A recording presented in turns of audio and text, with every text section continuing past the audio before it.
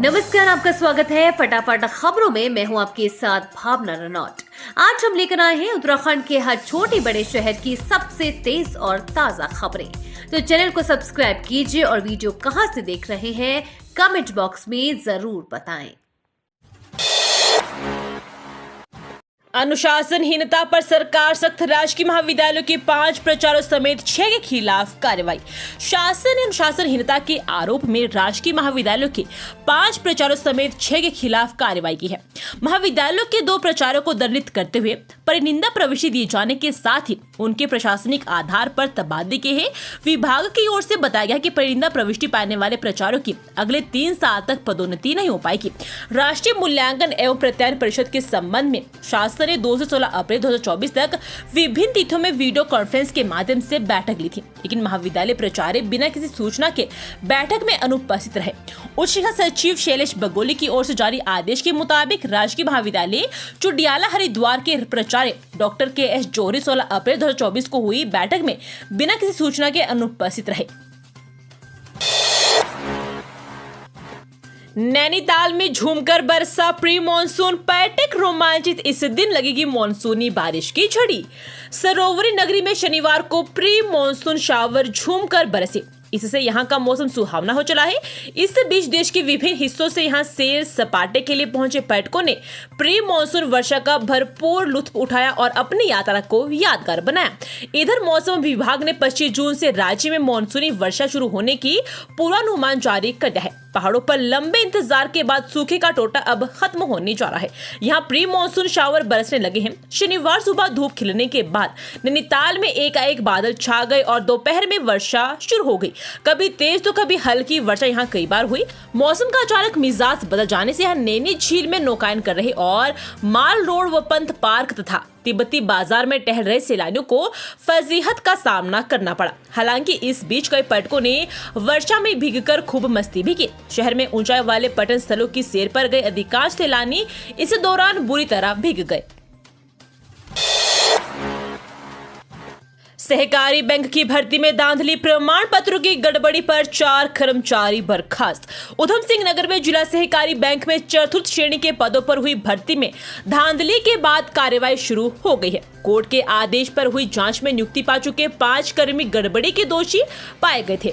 इनमें नियुक्ति के बाद 1 कर्मी की मौत हो चुकी है, जबकि 4 कर्मियों को अब बर्खास्त कर दिया गया है। वित्तीय वर्ष 2020-21 में जिला सहकारी बैंक में चतुर्थ श्रेणी के पदों पर भर्ती हुई। ये भर्ती शुरू से ही विवादित हो गई थी। इसमें प्रमाण पत्रों में हेराफेरी कर नौकरी देने का आरोप लगा था। इस मामले में कोर्ट में PIL भी दाखिल की गई। कोर्ट ने मामले का संज्ञान लेते हुए शासन को निष्पक्ष जांच के आदेश दिए थे। कोर्ट के आदेश पर जिले में 5 स्तरीय कमेटी ने जांच की।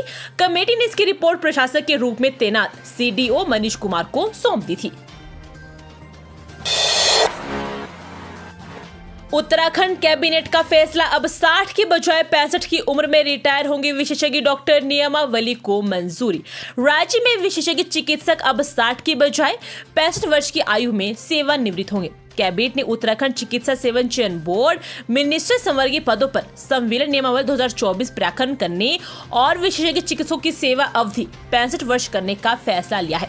उत्तराखंड चिकित्सा सेवा चयन बोर्ड का दायित्व मेडिकल कॉलेजों में असिस्टेंट प्रोफेसर, एसोसिएट प्रोफेसर और प्रोफेसर, समस्त एलोपैथिक, दंत आयुष, होम्योपैथिक, यूनानी चिकित्सालयों में चिकित्साधिकारियों एवं पैरा मेडिकल स्टाफ के सीधी भर्ती के पदों पर चयन आदि कार्यों को निरंतर संतोषजनक रूप से किया जाता है। बोर्ड के मिनिस्ट्रियल संवर्ग में कोई भी नियमित भर्ती कार्मिक वर्तमान में कार्यरत नहीं है। शहरों में यातायात सुधार के लिए बनेगा प्राधिकरण। दून, ऋषिकेश और हरिद्वार से होगी शुरुआत। राज्य के शहरी क्षेत्रों में यातायात सुधार की जिम्मेदारी अब उत्तराखंड एकीकृत महानगर परिवहन प्राधिकरण संभालेगा। कैबिनेट बैठक में इसके विधेयक को मंजूरी दे दी गई है। इस प्राधिकरण के तहत देहरादून, हरिद्वार और ऋषिकेश को सबसे पहले अधिसूचित करते हुए यातायात सुधार के काम होंगे। अधिसूचित क्षेत्र में सभी विभागों को अपने निर्माण प्रोजेक्ट इस प्राधिकरण से पास कराने होंगे। विधेयक आवास मंत्रालय के दिशा निर्देशों और केरल के मेट्रोपोलिटन ट्रांसपोर्ट अथॉरिटी के अधिनियम 2019 के आधार पर तैयार किया गया है। बनभूलपुरा से लापता 2 छात्राओं का नहीं कोई सुराग, सामाजिक संगठनों ने किया एसएसपी कार्यालय का घेराव। हल्द्वानी के बनभूलपुरा से 3 दिन पहले लापता हुई 2 छात्राओं का अब तक कोई सुराग नहीं मिल सका है। इस मामले में रविवार को परिजनों व सामाजिक संगठन के लोगों ने एसएसपी कार्यालय का घेराव किया। एसएसपी कार्यालय में प्रदर्शन कर बैठे दोनों छात्रों के परिजन और सामाजिक संगठन के लोगों ने जमकर नारेबाजी की, यहां तक कि पुलिस प्रशासन के खिलाफ नारे तक लगाए। परिजनों की मांग है कि एसएसपी खुद उन लोगों से आकर बातचीत करे। बद्रीनाथ और यमुनोत्री में 4 यात्रियों की मौत, 150 से पार पहुंची यात्रा में मृतकों की संख्या। उत्तराखंड में 4 धाम यात्रा पर आए 4 और यात्रियों की मौत हो गई। राज्य आपदा परिचालन केंद्र के मुताबिक बद्रीनाथ में 2 और यमुनोत्री धाम में भी 2 यात्रियों की जान गई है। वहीं अब 4 धाम यात्रा के दौरान जान गंवाने वाले यात्रियों की संख्या 157 पहुंच गई है। 4 धाम यात्रा के दौरान अब तक केदारनाथ में सबसे ज्यादा 73 यात्रियों की मौत हुई है। वहीं बद्रीनाथ में 38, गंगोत्री में 13 और यमुनोत्री धाम में 29 यात्रियों की मौत हुई है।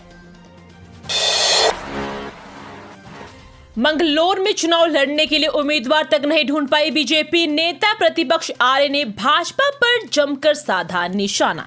नेता प्रतिपक्ष यशपाल आर्य ने कहा कि मंगलोर विधानसभा के उपचुनाव में भाजपा पूरी तरह से डरी हुई है। आरोप लगा कि धनबल का जमकर इस्तेमाल किया जा रहा है। मंगलोर में भाजपा को एक आदत प्रत्याशी तक नहीं मिल सका, उसके लिए भी हरियाणा से नेता को मंगाना पड़ा है। रविवार को मंगलोर विधानसभा उपचुनाव को लेकर कांग्रेस कार्यकर्ताओं के साथ बैठक के बाद नेता प्रतिपक्ष यशपाल आर्य ने रुड़की के एक होटल में प्रेस वार्ता कर भाजपा पर निशाना साधा। उन्होंने कहा कि धनबल के बलबूते ही भाजपा चुनाव जीतने की मंशा पाले हुए है। मंगलोर की जनता ने हमेशा भाजपा को नकारने का काम किया है। इस बार भी भाजपा को जनता सबक सिखाने के लिए तैयार बैठी है।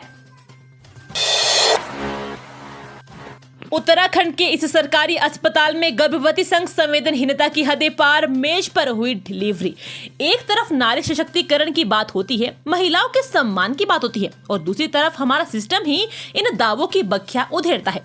बाजपुर के उप जिला चिकित्सालय में गर्भवती महिला की सावधानी के साथ डिलीवरी कराने के बजाय संवेदनहीनता दिखाई गई। उसे अस्पताल में भर्ती ना कर बाहर एक मेज पर लेटा दिया गया। हालत बिगड़ने के बावजूद किसी ने नहीं सुनी तो मेज पर ही महिला का प्रसव हो गया। महिला के पति ने सरकारी अस्पताल में इस गंभीर लापरवाही की शिकायत की है। उसने नर्स और आशा कार्यकर्ताओं को इसके लिए जिम्मेदार बताया। शिकायत के बाद सीएमएस ने जांच कराने व दोषियों के विरुद्ध कार्रवाई की बात कही है।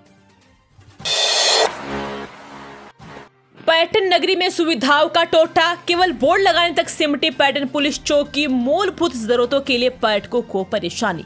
पर्यटन नगरी लैंसडौन में सैर सपाटे के लिए आने वाले पर्यटकों की संख्या तो बढ़ रही है, सुविधाओं की बात करें तो शून्य ही नजर आती है। आलम यह है कि नगर के गांधी चौक में खुली पर्यटन पुलिस चौकी, जहां बोर्ड लगाने तक ही सिमट गई है, वहीं आधुनिक शौचालय समेत मूलभूत सुविधाओं के लिए पर्यटकों को परेशानियों का सामना करना पड़ता। रुद्रप्रयाग गौरीकुंड हाईवे, सड़क से बाहर खाई की तरफ लटकी बस, पैराफिट ने बचा ली 30 यात्रियों की जान। रुद्रप्रयाग गौरीकुंड राष्ट्रीय राजमार्ग पर एक बस अनियंत्रित होकर सड़क से बाहर निकलकर खाई की तरफ चली गई। चालक की सूझबूझ और पैराफिट के कारण बस वहीं अटक गई और 500 मीटर खाई में गिरने से बच गई। बस में महाराष्ट्र के 30 यात्री सवार थे जो केदारनाथ यात्रा से लौट रहे थे। मौके पर मौजूद लोगों ने मशक्कत से बस में सवार यात्रियों को बाहर निकाला और फिर बस को भी सड़क पर लाए, जिसके बाद बस में सवार यात्रियों की जान में जान आ गई। इस दौरान करीब 2 घंटे तक राष्ट्रीय राजमार्ग पर दोनों तरफ से यातायात पूरी तरह बाधित रहा। यह हादसा सामने से आ रहा एक मैक्स वाहन को पास देने के चक्कर में हुआ। सीएम के आदेश पर परिवहन विभाग का एक्शन, चेक पोस्ट प्रभारी समेत 4 कर्मचारी निलंबित। रुद्रप्रयाग के समीप रेनतोली में 15 जून को हुए टेम्पो ट्रेवलर हादसे में चेकिंग में लापरवाही पर परिवहन मुख्यालय ने तपोवन चेक पोस्ट प्रभारी समेत 4 परिवहन कर्मचारियों को निलंबित कर दिया है। 2 परिवहन कर अधिकारियों को आरोप पत्र दिए गए हैं। 2 पीआरडी जवानों को उनके विभाग लौटा दिया गया है। पुलिस कर्मियों पर कार्रवाई के लिए पुलिस मुख्यालय को पत्र भेजा गया है। हादसे में 15 लोगों की जान चली गई थी। मुख्यमंत्री ने लापरवाह अफसरों पर कड़ी कार्रवाई के निर्देश दिए थे। हादसे की जांच आरटीओ पौड़ी ने करके 2 दिन पहले रिपोर्ट परिवहन मुख्यालय को भेजी थी। एसडी ने भी मामले की मजिस्ट्रेटी जांच की थी। ये थी आज की फटाफट खबरें। हम मिलेंगे अगले बुलेटिन में, तब तक के लिए धन्यवाद और जय हिंद।